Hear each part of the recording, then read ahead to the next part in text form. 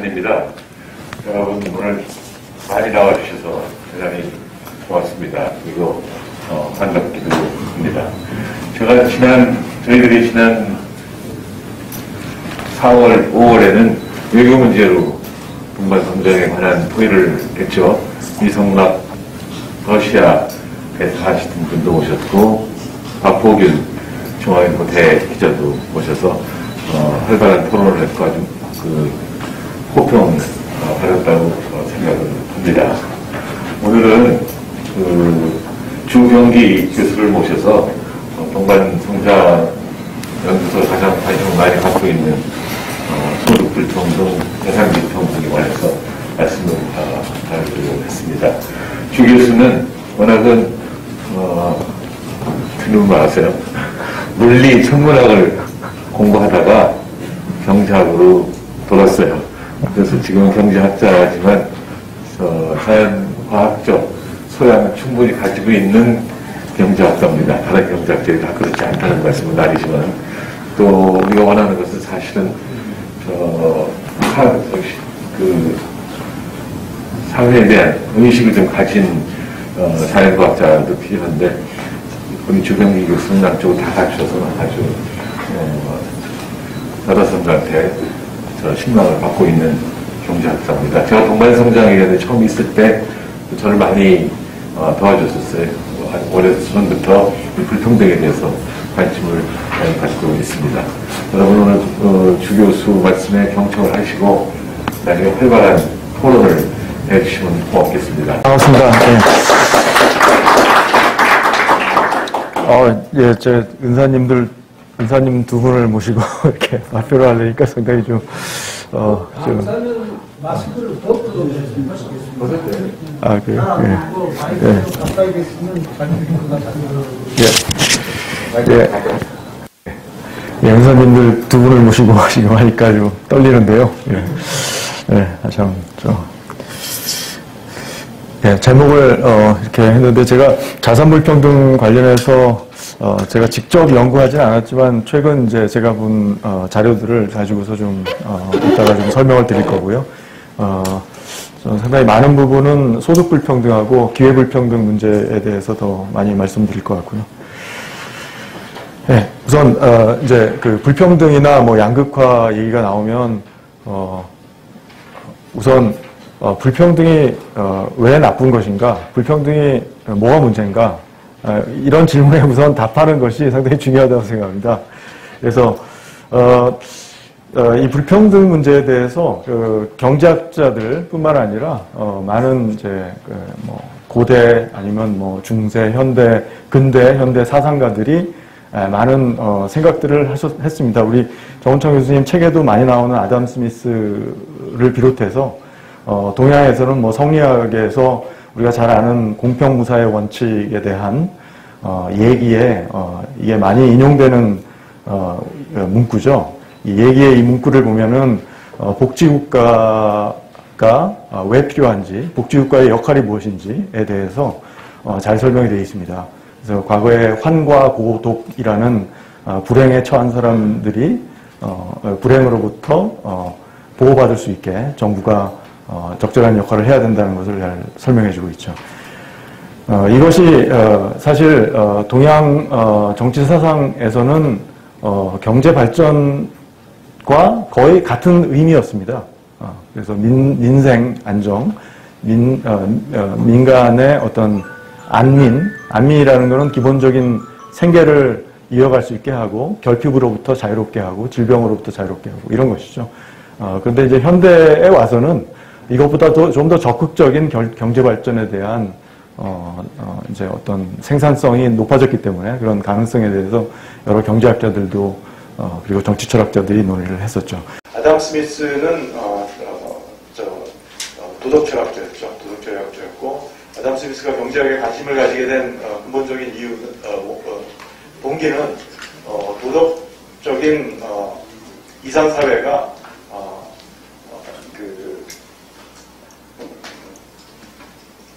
어떤 풍요와 어떤 번영이라는 경제적 풍요와 번영과 양립할 수 있는가, 양립할 수 있다라는 것을 보여주는 것이 아담 스미스의 도덕철학이자 국부론으로 알려진 경제학입니다.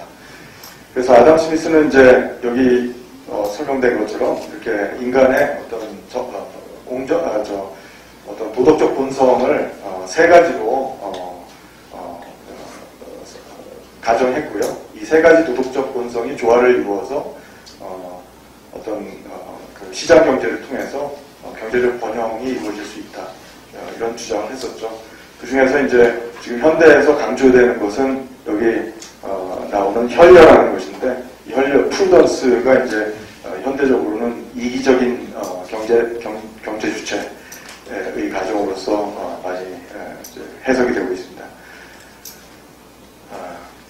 그 다음에 우리가 잘 아는 현대 정치 사상가들, 롤즈나 도어킨이나 핫산이나 현대 자유주의적 평등주의나 공리주의 철학의 토대에도 공평무사의 원칙이 있고요. 이 공평무사한 어떤 국가의 분배 원칙을 찾기 위해서 이들이 이제 생각했던 것은 어떤 무지의 장막이라는 어떤 불평부당한 환경 속에서 사람들이 합리적으로 어떤 분배 원칙에 합의하는가, 그렇게 합의된 분배 원칙이 바로 정의의 원칙이다라는 그런 관점을 가지고서 정치철학 사상을 폈고요. 최근에는 이제 이런 롤즈의 이론을 좀 더 발전시킨 결과의 불평등은 허용할 수 있지만 시장에서의 공정한 분배가 이루어지기 위한 기본 조건으로서 출발선상의 평등을 강조하는 기회평등주의가 상당히 널리 받아들여지고 있습니다. 기회평등주의는 출발선을 어떻게 정하느냐에 따라서 상당히 다양한 상당히 진보적인 사상에서부터 시작해서 상당히 보수적인 사상까지 커버할 수 있는 유연성을 가지고 있습니다. 물론 여기에 대한 반론이 이제 자유시장주의자인 로직 같은 반론이 있었죠. 이 로직은 이제 어떤 재분배도 개인의 자유와 상충한다고 했지만 자유시장주의자 중에는 로직과 또 다른 입장도 있습니다. 특히 자연에 대한 평등주의적 공유권을 강조하는 자유시장주의자들은 국가의 개입의 정당성에 대해서 아주 적극적으로 수용하는 입장이고요. 최근 이제 기후변화라는 이 지구환경의 문제는 이런 자연에 대한 평등주의적 공유권의 중요성을 다시 상기시키는 그러한 아주 그러한 계기라고 생각합니다. 경제학에서는 제가 여기서 말씀드리는 경제학은 20세기 경제학을 말씀드리는 것이고요. 그러니까 우리가 흔히 신고전압화 경제학이라고 얘기하는 경제학이고요.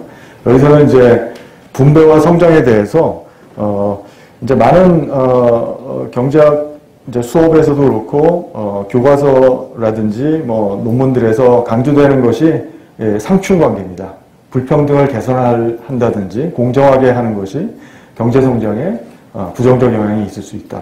그리고 상충 관계들을 많이 강조해 왔습니다.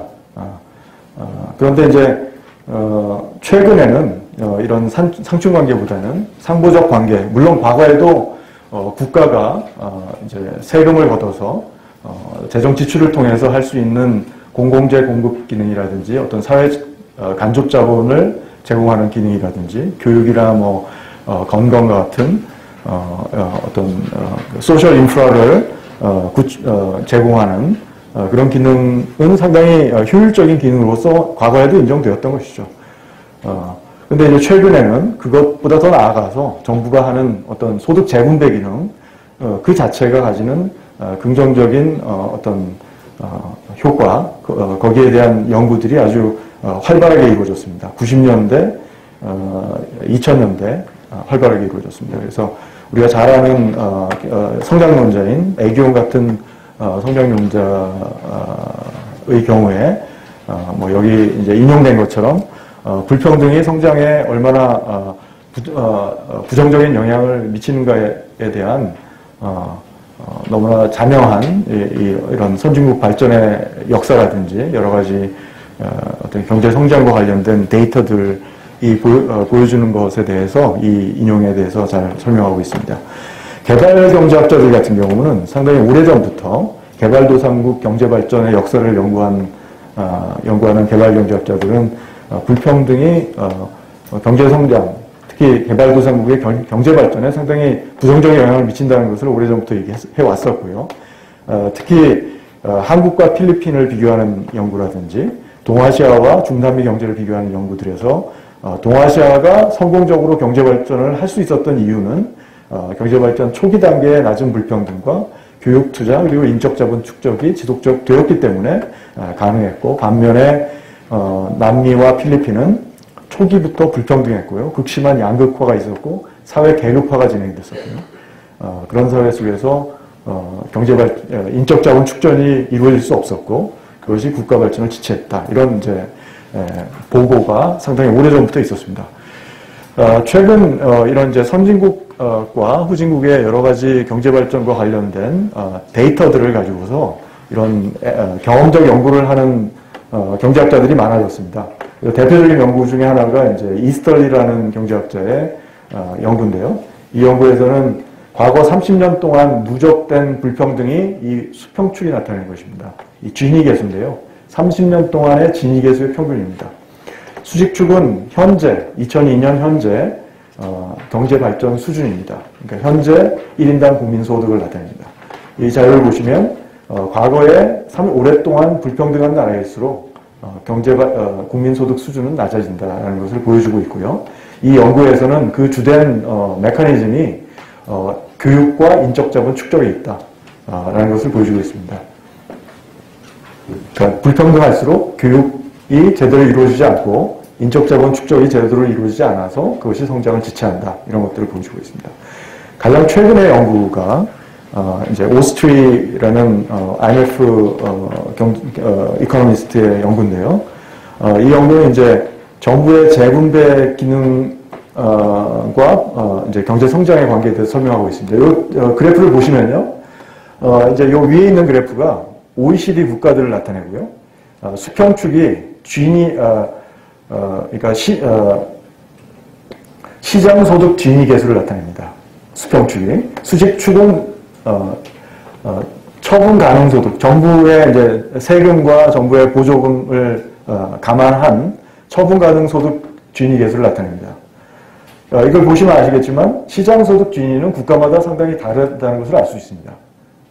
옆으로는 많이 퍼져 있는데 이제 처분 가능 소득 지니를 보시면 이 선진국들 같은 경우는 그렇게 많이 다르지 않습니다. 특히 불평등이 높은 나라일수록 요 빨간 선과의 요 수직 거리가 정부가 얼마나 지니를 낮춰주는데 역할을 하느냐를 나타내는데요. 요 불평등 시장소득 지니가 높은 나라일수록 정부가 큰 역할을 한다는 걸 알 수 있습니다. 정부가 더 많이 개입해서 세금을 많이 걷고 그리고 재분배를 한다는 것을 알 수 있고요. 시장소득 지니가 낮은 나라는 그만큼 정부 역할이 적다는 것이죠. 그러니까 정부가 들어와서 시장에서 발생하는 불평등도를 상당히 줄여주는 역할을 한다는 걸 알 수 있을 거예요. 이거는 이제 아래쪽은 OECD 국가가 아닌 개발도상국들의 자료입니다. 이 자료를 보시면 시장소득 지니와 처분가득 소득 지니의 차이가 크지 않다는 걸 알 수 있어요. 그래서 정부의 역할이 크지 않다는 걸 알 수 있고요. 그 다음 장에 나오는 자료는요.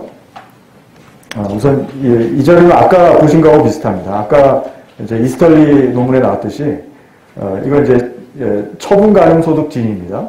수평축은 처분 가능 소득 지니가 지니고 수직축은 그러니까 어떤 현재의 처분 가능 소득 지니고요. 수직축은 미래 10년 동안의 평균 성장률입니다. 그래서 요거는 이제 현재 불평등한 나라일수록 앞으로 10년 동안 평균적으로 성장률이 더 낮아질 수밖에 없다.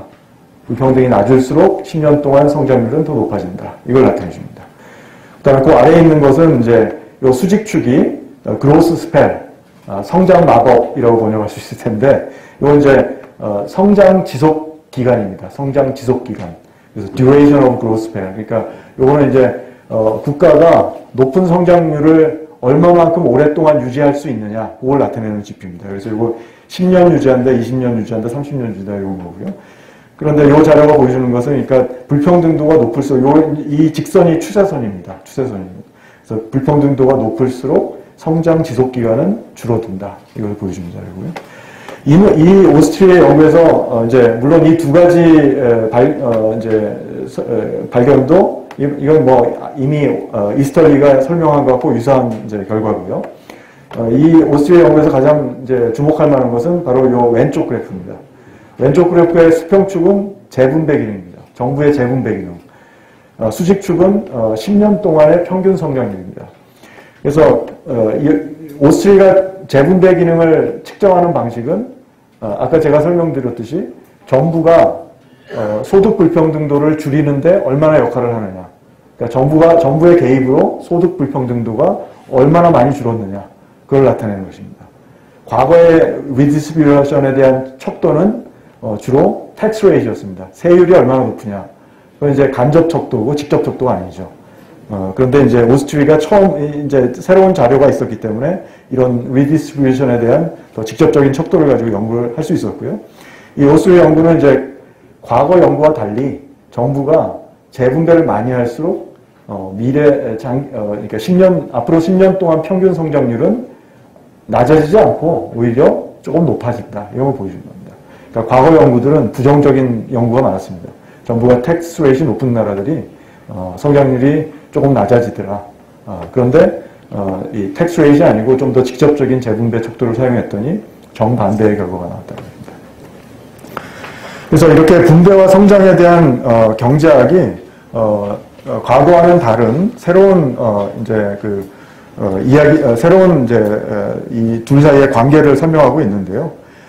그 설명하는 기본적인 메커니즘은 우리가 과거에도 잘 알고 있었듯이 소득 불평등이 완화되면 기본적으로 건강, 교육 이런 것들은 사회적 투자라고 볼 수 있죠. 이 투자가 건강과 교육에 대한 투자가 많은 소득 계층에게 보편적으로 이루어진다. 그래서 그렇게 보편적인 인적 투자가 인적 자본을 훨씬 더 빠르게 축적될 수 있게 해준다. 그것이 경제성장에 도움을 준다. 이런 기제가 있고요.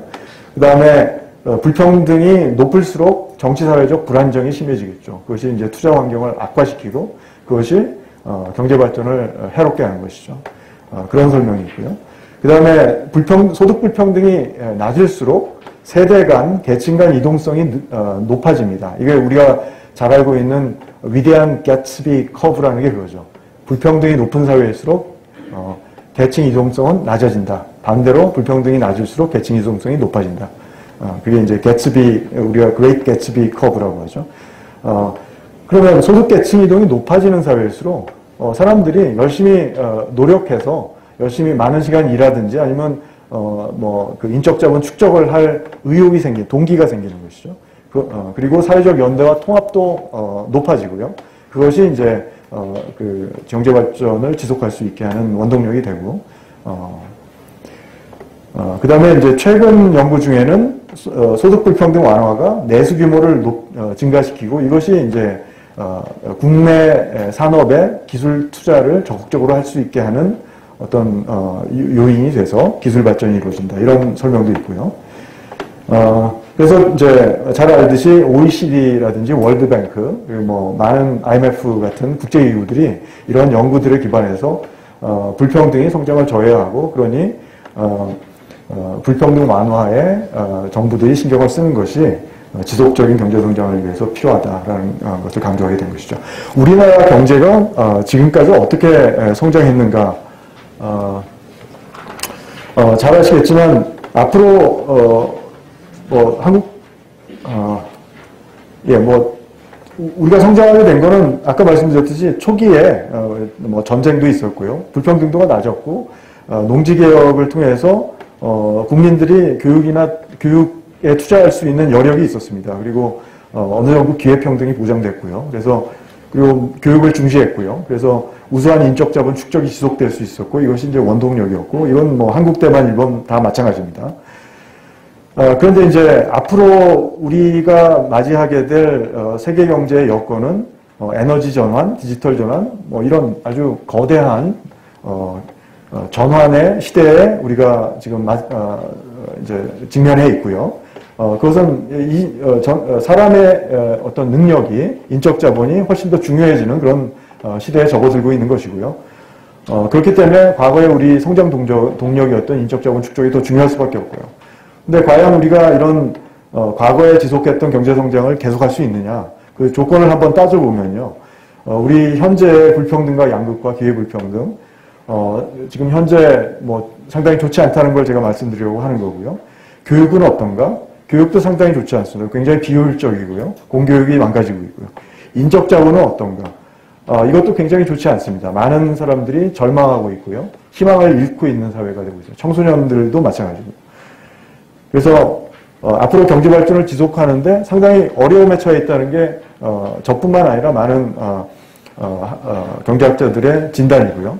이 어렵게 하는 근본적인 원인은 기본적으로 경제적 불평등과 사회 양극화가 너무 많이 이루어졌다. 근데 이런 불평등과 사회 양극화를 가져온 원인 중에는 뭐 다른 원인도 있지만 불공정한 경제라든지 어떤 우리 시장 경제가 어떤 기업가 정신을 통한 혁신이라든지 공정한 경쟁을 통한 선의의 경쟁을 통한 어떤 성취, 이것보다는 지대 추구가 만연한 특성을 가지고 있다. 그 다음에 사회가 불투명하다. 불투명한 정부와 공공부문.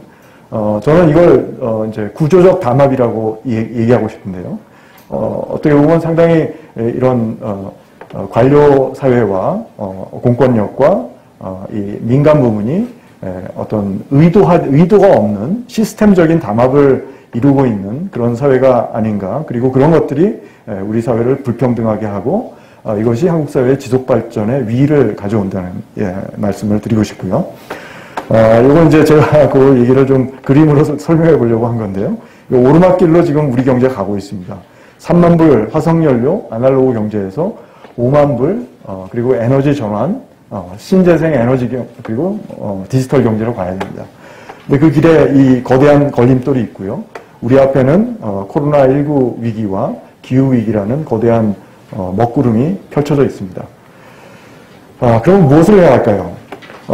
제가 앞에서 말씀드렸던 세 가지 불평등, 불투명, 그리고 불공정 이 세 가지 불을 꺼야 됩니다. 그래서 첫 번째 불평등을 해결하기 위해서 우선 국가가 복지국가로 전환해야 되고요. 계속 복지국가의 발전이 이루어졌지만 아직까지 한참 못 미치죠. 사회가 불투명합니다. 청렴한 정부와 투명한 공공부문 전환이 필요하고요. 공정경제 전환이 필요하고요. 그것을 위해서 재벌개혁, 그리고 동반성장, 그리고 상생혁신이 필요하다고 생각합니다. 그렇게 해서 계층 사다리가 복원되어야 한다고 생각합니다. 교육의 계층 사다리가 복원되어야 되고요. 취업, 창업의 계층 사다리가 복원되어야 된다고 생각합니다.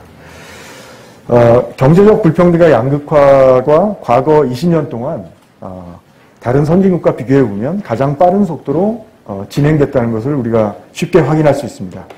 OECD 자료를 보면요. 이 그림에 있는 것처럼 한국은 90년대 중반에 여기 있었습니다. 수평축은 둘 다 이제 불평등도인데요. 수평축은 상위 1% 소득 집중도고요.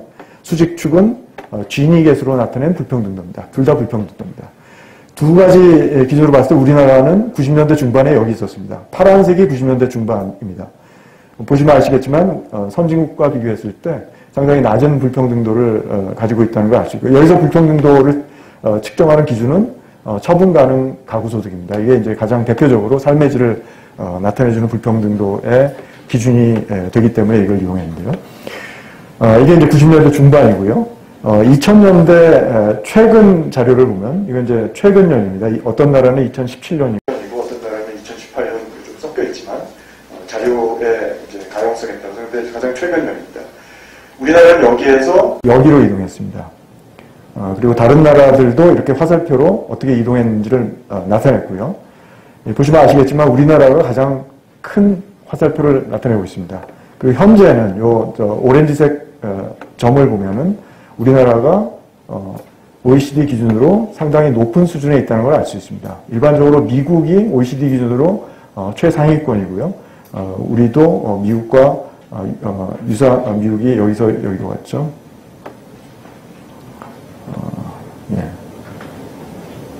예. 우리도 상당히 높은 수준이라는 것을 알 수 있습니다.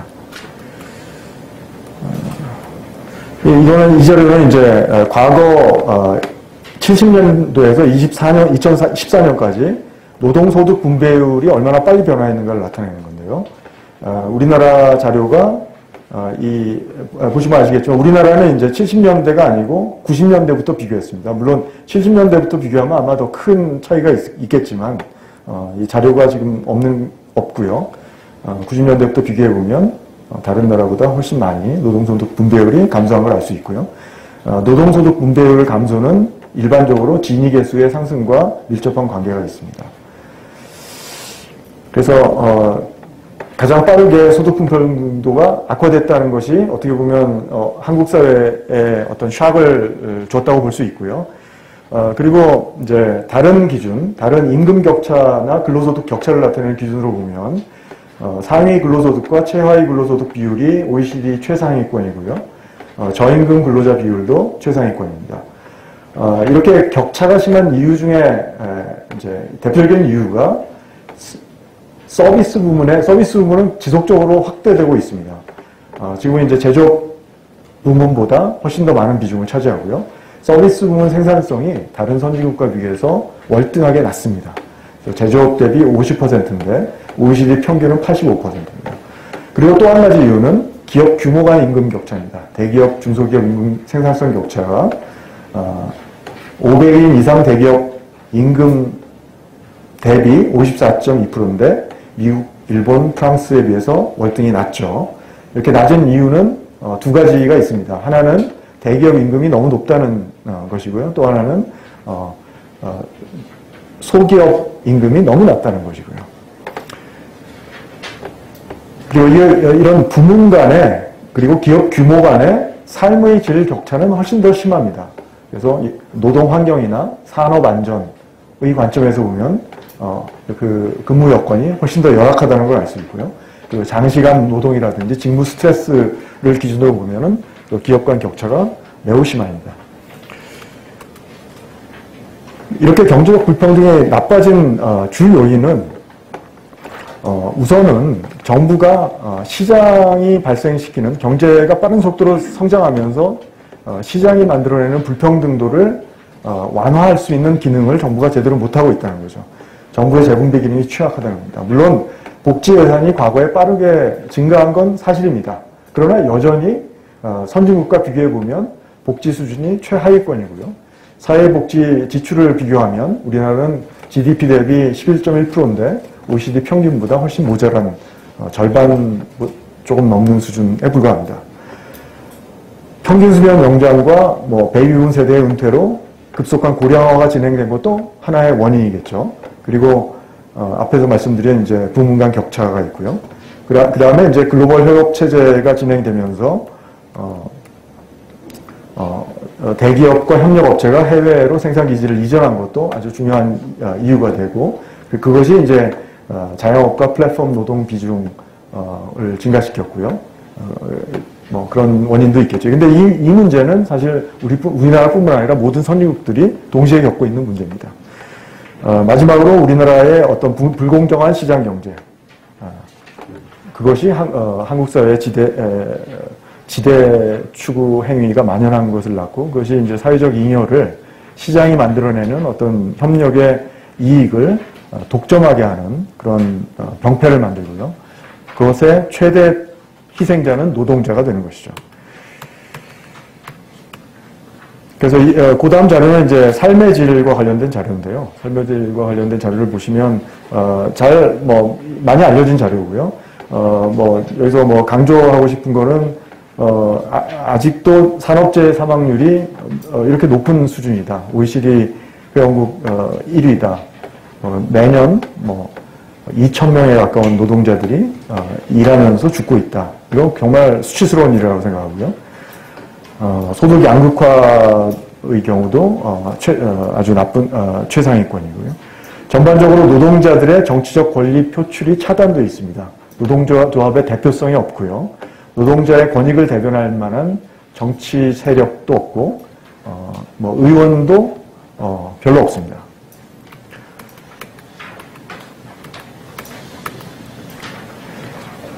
최근 이제 자산 불평등이 아주 심화됐고요.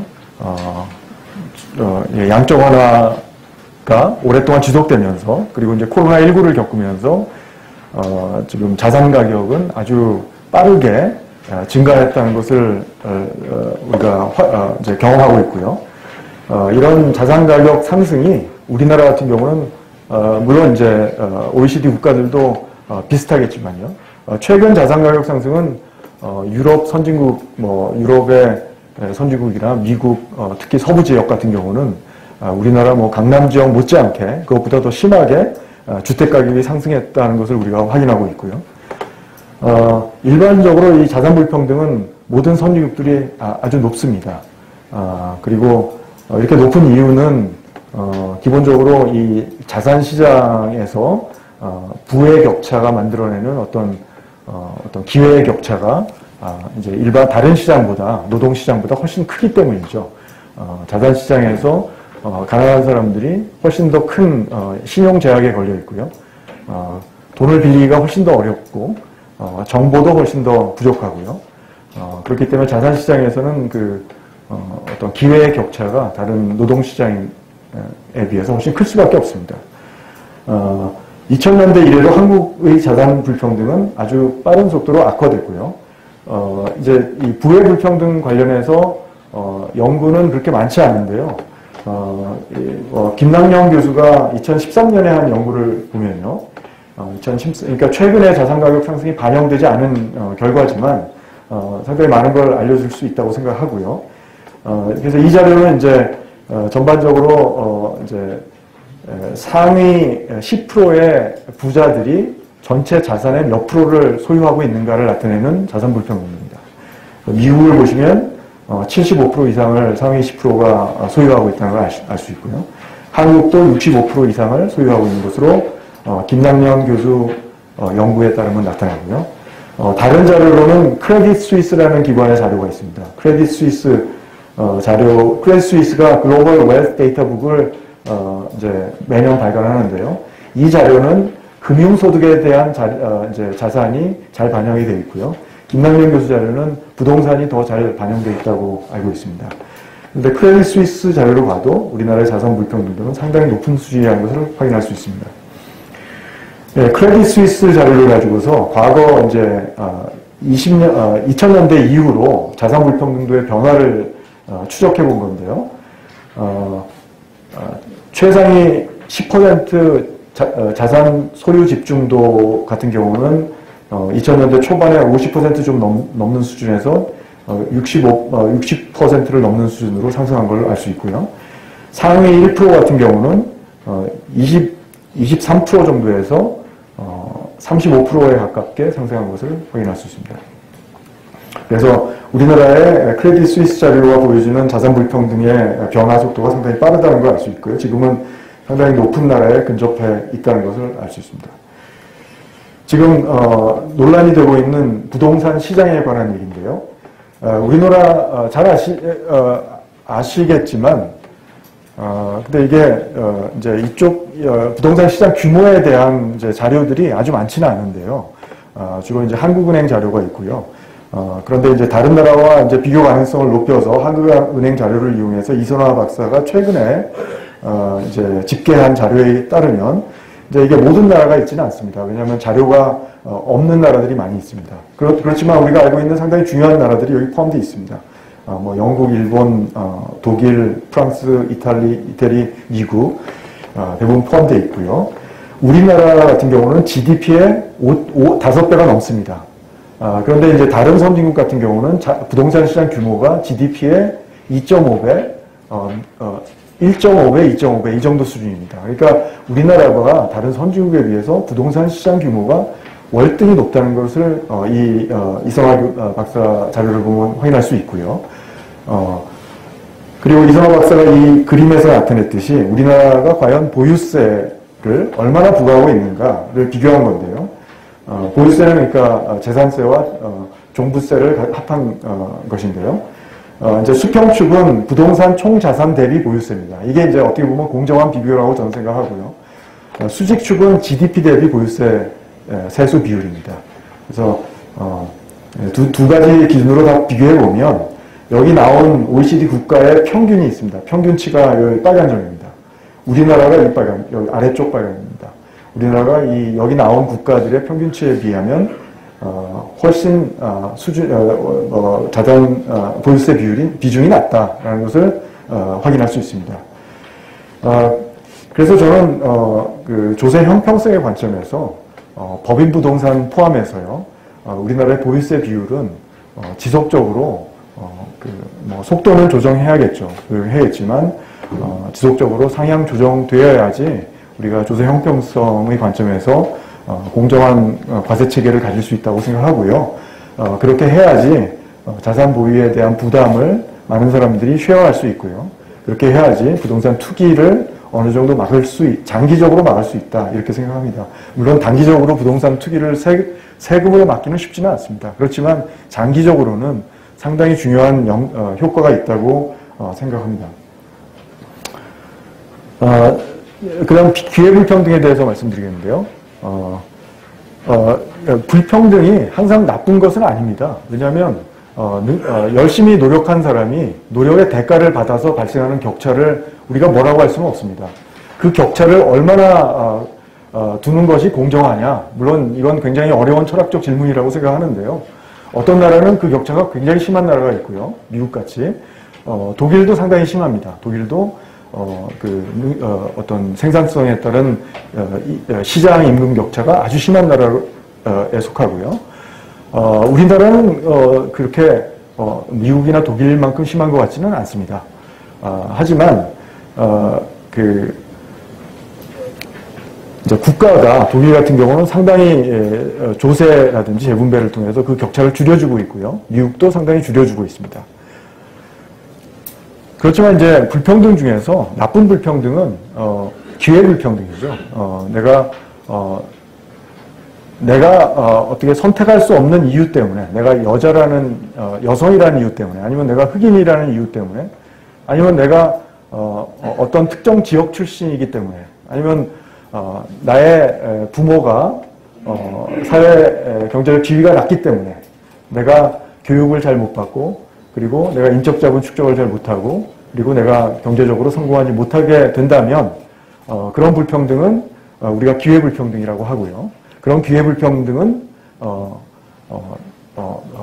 나쁜 것이라고 우리가 얘기하더라도 대부분의 사람들이 동의한다고 저는 생각하고 있습니다. 그것이 우리 헌법에도 있는 기회평등의 원칙이고요. 이 자료는 우리가 많이 알려진 자료인데요. 이 자료는 항상 제가 볼 때마다 좀 놀라는데요. 사람들의 인식이 이렇게 급격히 악화되는 그 국가가 어떤 시대가 과연 언제쯤일까, 과연 존재할까. 보시면은 이거 이제 설문조사 자료입니다. 당신의 자녀가 당신보다 사회 경제적 지위가 높아질 가능성이 어떻다고 생각하느냐, 이렇게 질문을 했는데 거기에 대한 답변이 매우 낮다, 비교적 낮다, 모르겠다, 그리고 높다, 매우 높다, 이런 이제 답변이 있는데요. 보시면 아시겠지만 파란색과 하늘색이 지난 15년, 최근도 마찬가지, 최근에도 자료가 있는데 2015년과 거의 비슷합니다. 그러니까 계속 증가하다가 그 상태를 유지하고 있습니다. 그래서 지난 20년 동안 과거에는 10% 정도가 낙담을 하고 있었죠. 비관하고 있었는데 지금은 50% 이상이 비관하고 있습니다. 아주 이건 굉장히 사회의 병리 현상을 보여주는 하나의 저는 상당히 그 경고 사인이라고 생각하는데요. 제가 이제 이거는 이제 설문조사고요. 설문조사 자료를 소득 자료를 가지고서 이걸 확인하려고 해본 연구 중에 하나를 간단하게 소개해드리겠습니다. 제가 이제 여기 개천용 기회불평등 지수라고 부르는 지표가 있는데요. 이 지표는 굉장히 단순한 지표입니다. 이 지표는 이제 1-n n over q인데요. n이 뭐냐 하면은 이제 최하위 배경을 가진 사람 중에서 성공한 사람이 몇 %냐를 나타냅니다. q는 최하위 배경의 비율입니다. 가령 최하위 배경을 가구소득 최하위 20%라고 한다면 q는 20%가 되는 거죠. n은 그 20%의 가구에서 성공한 사람이 전체 성공한 사람의 몇 %냐. 그래서 20% 가구 환경을 가진 사람 중에서 성공한 사람이 20%가 나오면 그러면 가구 환경에 영향이 별로 없다는 얘기겠죠. 그죠? 가난한 집도 20%고 거기서 성공한 사람의 비율도 20%면 그 사회는 가난하건 부자건 그렇게 성공하는 데는 영향을 주지 않는다. 이렇게 해석할 수 있습니다. 그죠? 그래서 어떻게 보면 완전 기회평등은 N하고 Q가 같을 때예요. 개천형 지수값이 0일 때고요. 완전 기회불평등한 경우는 가난한 집안 출신은 아무도 성공 못할 때 N이 0일 때입니다. 그때는 1이 되겠죠. 그래서 이 지수는 어떻게 해석할 수 있냐면요. 예를 들어서 개천형 기회불평등도가 40%다라는 것은 소득계층 하위 출신이 자질도 있고 노력을 열심히 해도 성공할 수 없는 그런 확률입니다. 그러니까 40%라는 것은 내가 가난한 집 출신이면 내가 아무리 능력이 자질이 있어도 아무리 노력을 해도 40%는 실패한다는 얘기죠. 그래서 이걸 이제 저는 그 소득을 가구 소득을 가지고서 과거 20년 동안 자료를 가지고서 분석을 해봤는데요. 90년대 중반에 이 개천형 기회불평등도가 대략 한 20% 정도 수준이고요. 2000년대 이후에 IMF 이후에 이것이 40% 정도 상승한 걸로 나타납니다. 그래서 소득 기회 불평등도가 2배 상승한 걸로 나타나고요. 그래서 아까 말씀드린 그 설문조사 자료가 실제로 소득을 가지고서도 확인할 수 있다는 것을 보여주고 있고요. 이 두 번째 그래프는 이 노란색 그래프는 뭐냐면요. 이 기회 불평등도를 학력이 전문대졸 이상인 사람의 국한해서 개천형 기회불평등도를 계산한 겁니다. 그러니까 가난한 집에서도 이제 가난한 집 출신 중에서도 전문대졸 이상만 본 거예요. 그리고 부잣집도 전문대졸 이상만 본 거예요. 그래서 이 전문대졸 이상인 사람들 중에서 집안 가구 환경이 낮기 때문에 성공하지 못할 확률이 얼마나 되느냐, 그것을 나타내는 게 이 노란색 그래프입니다. 보시면 아시겠지만 노란색 그래프는 빨간색 그래프보다 훨씬 아래에 있습니다. 그러니까 전문대졸 이상만 받으면 그래도 가구 환경의 불이익, 기회불평을 어느 정도 극복할 수 있게 해준다는 것을 나타내주고요. 그래서 어떻게 보면 대학을 고등교육을 통해서 가구 환경의 열악함을 극복할 수 있는 가능성을 보여주는데, 근데 문제는 뭐냐면 고등교육을 받는데 정말 기회가 공평하게 주어지느냐, 가구 환경에 따라서, 그것이겠죠. 그런데 문제는 뭐냐면 그 기회불평등은 더 심하다는 겁니다. 그래서 명문대 진학의 기회불평등도를 보면요. 그래서 명문대를 최상위 5개 대학과 의학학 전공을 기준으로 해서 명문대를 따졌습니다. 그래서 명문대 기준으로 해서 사회경제적 배경이 하위 30%인 학생들, 그러니까 여기 열악한 가정이라는 것은 사회경제적 배경이 하위 30%라는 겁니다. 이런 학생들이 잠재력과 노력이 뛰어나도 명문대 진학에 실패할 확률이 얼마냐, 이걸 계산한 것이 여기 뭐 여러 그래프가 있는 건데요. 다른 거 보지 마시고 요 실선을 보시면 됩니다. 죄송합니다. 실선과 맨 위에 점선입니다. 맨 위에. 이것이 70%입니다. 그러니까 가구 환경이 하위 30%일 때 이 학생이 아무리 태어나면서 자질이 뛰어나고 아무리 열심히 노력해도 70%는 명문대 진학에 실패한다는 얘기죠. 그러니까 기회불평등이 심해졌고요. 그러니까 전반적으로 이제 시장이 불공정한 문제가 있고요. 그래서 시장이 불공정한 문제는 이제 뭐 다 잘 아시겠지만 아까 말씀드렸던 그런 이유들이 있고요. 공공부문의 역할도 아주 중요하다고 생각하는데 정부와 공공부문의 이 감시 감독이 제대로 이루어지고 있지 않다. 어떻게 보면 우리 사회 구조 자체가 법과 판례들이 전체가 이런 사회 엘리트들의 어떤 이해관계를 극대화하는, 우리 사회가 발생시킨 사회적 어떤 협력 이익을 독점하게 하는 그런 구조를 가지고 있는 것이 큰 문제고요. 그 대표적인 이제 그 뭐 어떤 표면적 현상이 지금 뭐 법조계나 금융계의 정관예우 풍토가 이게 너무 당연시 여겨지고 있는 풍토가 있고요. 피감기업과 관련 업체 재취업이 문제라든지, 그리고 낙하산 인사의 문제라든지. 그래서 이 자료는 이제 이런 기업 간 불공정 거래를 이제 보여주는 자료라고 볼 수 있고요. 그 다음에 이거는 이제 우리나라의 임금 격차가 다른 나라와 비교했을 때 얼마나 심한가. 이거 이제 상위 이제 9분위 상한소득과 1분위 상한소득의 비율인데요. 이 빨간색이 우리나라입니다. 과거 20년 동안 지속적으로 다른 나라보다 높았다는 것을 알 수 있습니다. 그리고 이제 이건 저임금 근로자 비율입니다. 저임금 근로자라는 건 월임금 중위값의 3분의 2 미만 임금 근로자를 저임금 근로자라고 하고요. 그 사람들이 전체 근로자 중에서 몇 %냐. 보시면 아시겠지만 이 97년에서 2015년까지 우리나라가 다른 선진국과 비교했을 때 상당히 높다는 걸 알 수 있습니다. 미국은 항상 여기서 높아서, 미국은 이제 이민자들이 저임금 근로자들을 시장을 이제 점령하고 있기 때문에 그런 것이고요. 우리나라의 불투명을 말씀드리는 것입니다. 불투명이고요. 우리나라의 민주주의 발전도라든지 이 자료는 이제 민주주의 발전과 경제 발전이 어떤 상관관계를 가지고 있느냐를 나타내는 자료인데요. 여기서 이제 민주주의 지수라는 거는 우리 Economist Intelligence Unit이라는 기관에서 발행하는 주기적으로 발행하는 지표인데요. 상당히 높은 상관관계가 있는 걸 볼 수 있고, 이 붉은 점이 우리나라입니다. 어떻게 보면 민주주의 발전은 상당히 성공적으로 중간 정도 이루었다고 볼 수 있고, 최근에 더 올라간 걸로 알고 있습니다. 우리나라의 부패 인식도인데요. 이것도 이제 Transparency International이라는 기관에서 주기적으로 발표하고요. 이걸 이제 OECD에서 OECD에 이제 제공하는 자료죠. 상당히 공신력이 있고 상당히 많은 국제기구들의 자료들을 집계한 자료입니다.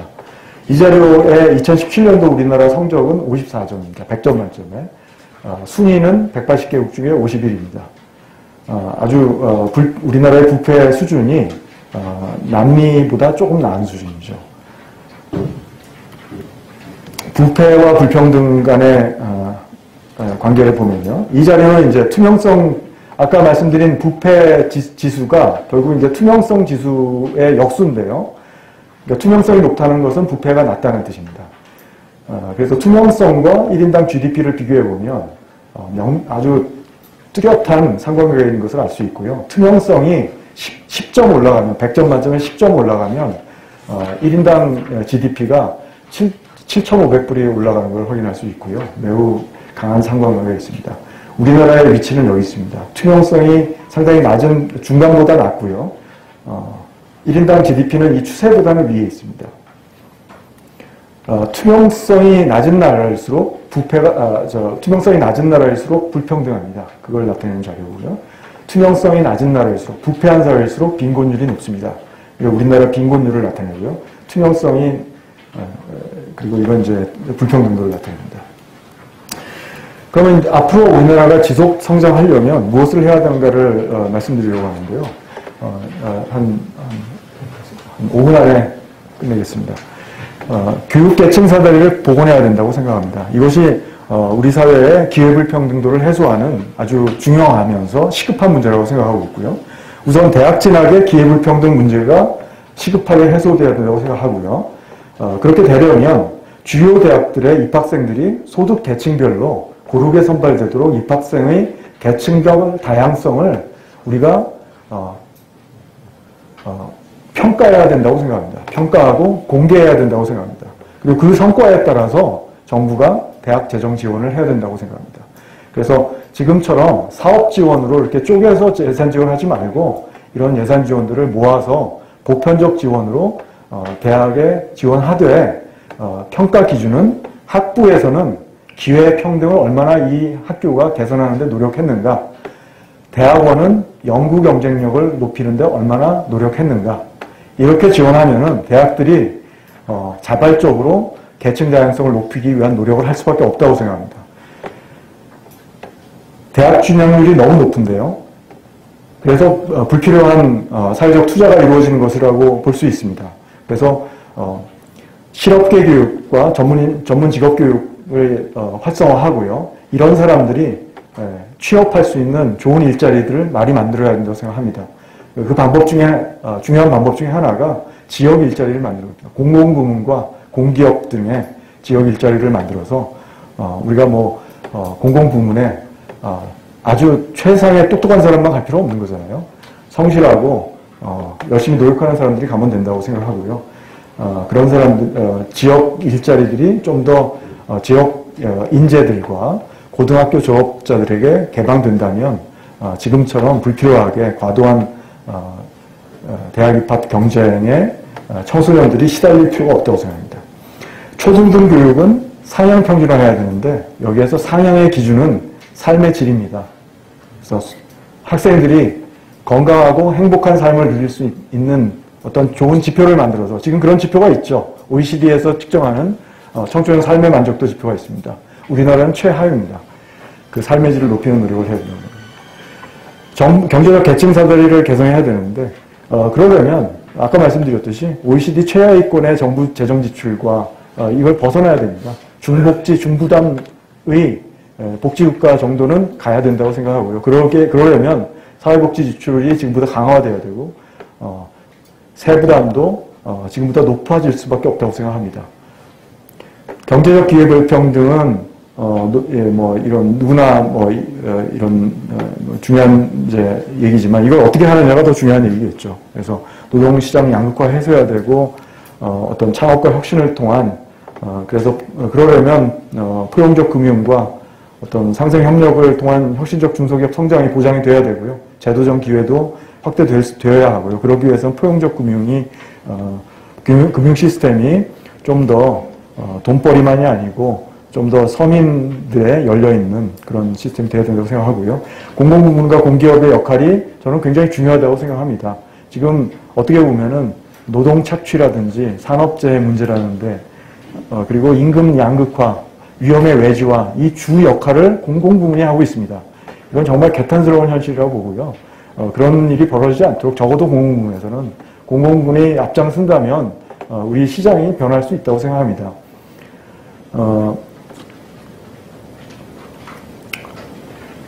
네, 그래서